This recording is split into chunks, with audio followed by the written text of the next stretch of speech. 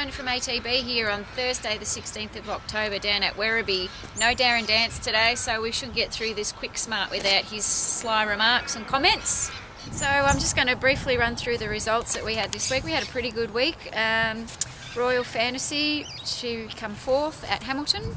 She over-raced, but it was an okay run, and we'll look for her running on next start.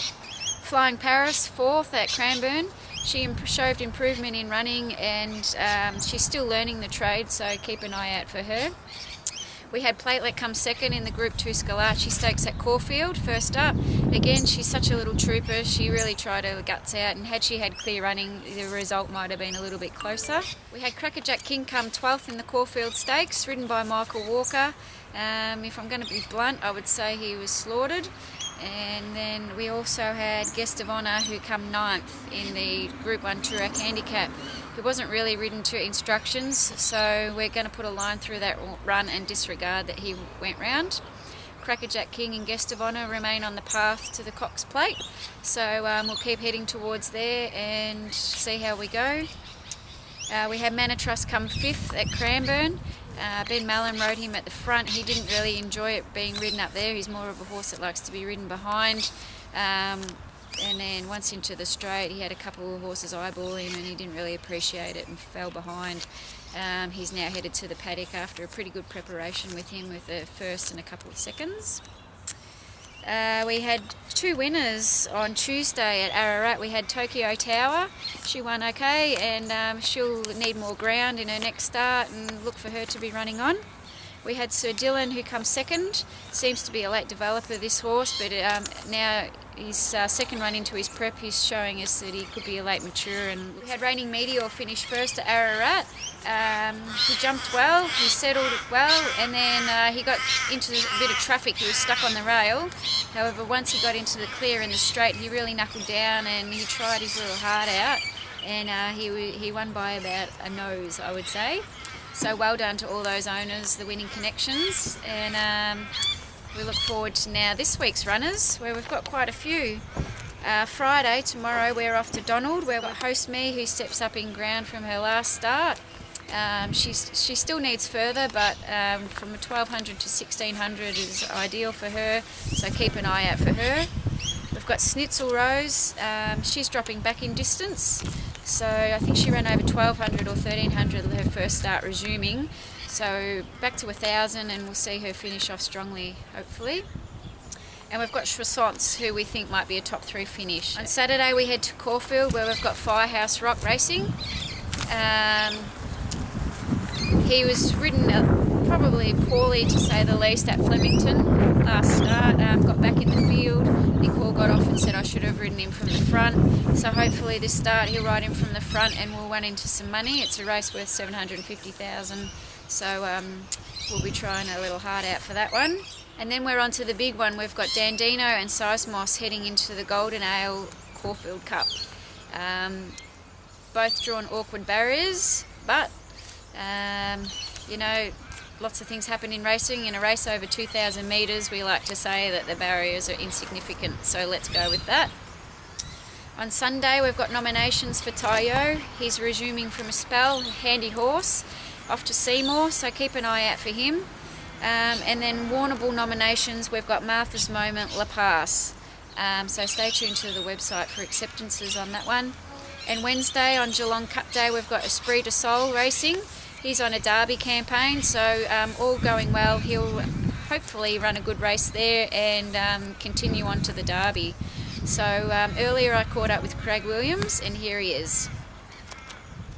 So here I am with Craig Williams. We've just had track work this morning at Werribee. And how did Dandino go, Craig? I was really happy, much happier with the horse than the barrier draw. Mm-hmm. So that's most important. Yeah. And he worked good, he was nice and relaxed, and he looks fantastic, doesn't he? His coat, he looks really well, he's still very enthusiastic, and He was very, very relaxed on his own this morning, but Mark only wanted him just to stretch his legs in the straight, and happy the way that he's going. Yeah, there is one thing I want to touch on about is the barrier draw. It all seems pretty insignificant. Over the last few days we've lost 2 jockeys, and if you want to donate to a very good cause that will help out the jockeys and their families, you can head to this website that I've placed on the screen now. It's extremely important that you donate as much as you can.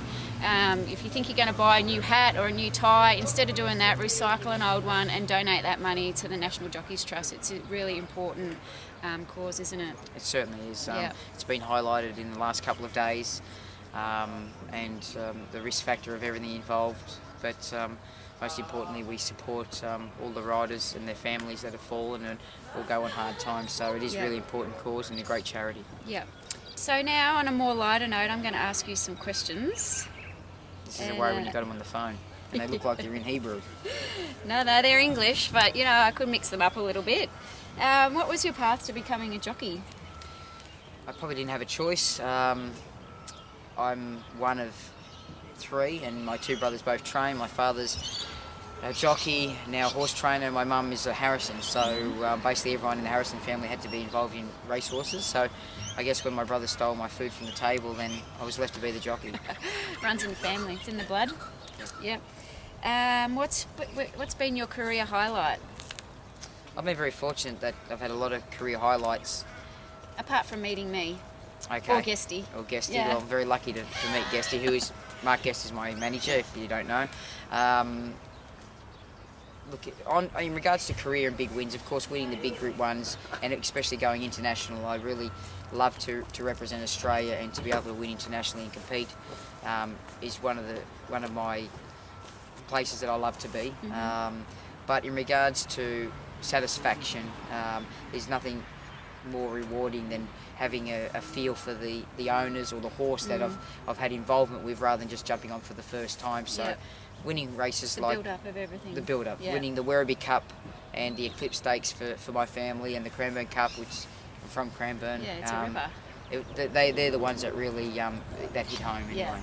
And your favourite horse, not necessarily the best one. Have you got a favourite that you've ridden over time that you've just had a real gel with? I've been really lucky. It's very hard to actually just to say one horse, but throughout my career I've been lucky enough to have horses that were, when they came along, they were so important to me, and especially to my career, to where I am now. But I've been very fortunate to ride a lot of really good horses, and then it mightn't have been what everyone thought would be, as we always say now and use it very loosely, a champion or winning those races, but it just got me to the next stage of my career, my life. So I've had a lot of horses to thank. Yep. What's your biggest challenge that you face as a jockey, do you think? As a jockey, I think jockey's easier than being a father and a husband. You've got 4 kids now. Your 4 children, Victor, Alana, Oliver and Summer. Yep. Goldfish, dogs, cats, everything going on. Luckily we didn't get the rabbit and the guinea pig that the children requested. Otherwise Nan and Pa were going to come in handy. But as a jockey, I think it's important that first of all, you say safe and healthy. That's number 1 priority. Yeah. Second is don't get suspended, because you have to be there competing every weekend. And the third, and is the most important one for everyone else, is you have to ride winners. Yeah. So I'm lucky. I've got a really good setup.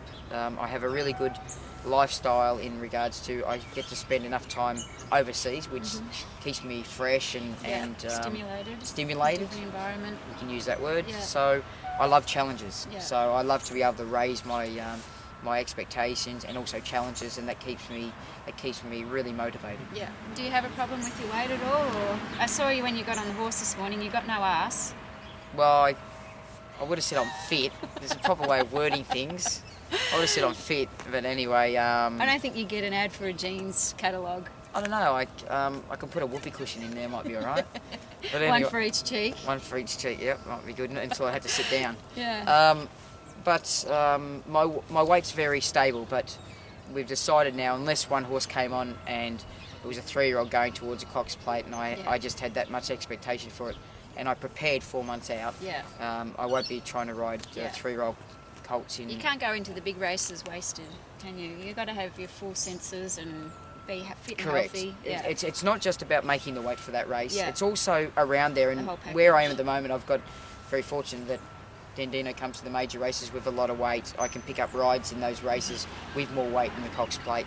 So if I don't have to do it, it's a lot nicer position to be in. But if that was the one horse I had, Yeah. then you push have to your work limits. for. Yeah, you push your Yeah. limits. But again, it's not just about that day. It's the lead up for that time, Yeah.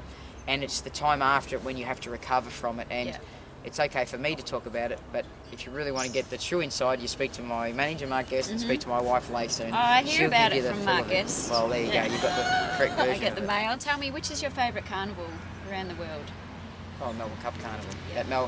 The lead up, the 60-something days, 64 days of racing, whether it be throughout the city or country cups, is, I'm very patriotic. It's a great carnival, and Yeah. I'm very, very fortunate to compete around the world in the ARC meeting, the World Cup meeting, Japan Cup, Hong Kong International, Royal Ascot, Glorious Goodwood, but everyone says that they don't have the build-up like we have here. So I'm very proud when they say that, and because I'm a local and this is what I grew up, and I grew up to be a jockey and wrote stories about it. This is where you want to shine. Pinnacle, yeah.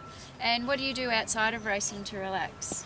Take my children to feed ducks, go watch movies, and hope that Summer starts to want to sit through them, because we can't bribe her with enough popcorn and ice creams to sit there for the whole movie at this stage. Oh well, she'll get there. Yeah.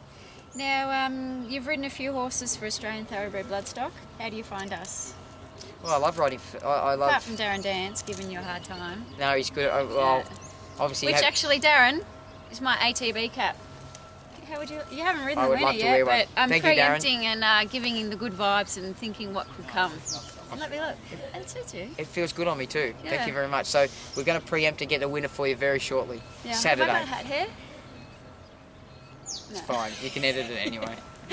All right, well, thanks heaps for joining us, Craig. Much appreciated. And on behalf of all the ATB owners, we wish you all the best for the 2014 Caulfield Cup. But not only that, all the other rides that you have throughout the carnival. So good luck. Thank you, and thank you for giving me the opportunity. Cheers. Thanks, guys. Cool. No point probably over-analysing too many things now to see how the races are getting run on Saturday. Is there some comfort that last year you had an equally bad barrier, but you still managed to get him up to run second? And also his Faulkner as well. I think it's probably a better comfort as well. We'll see what he's doing now. So that form's been franked again, and most importantly, you've got a healthy horse going into the race. Then all we need is, of course, we need luck, and from wide draw, you need a lot of luck. But we might be able to look back after the race, and I'm hoping so, to say that the barrier is an advantage and we're disciplined. So every year it's different, every race is different, and the barrier draw is now what it is. So we start playing from it.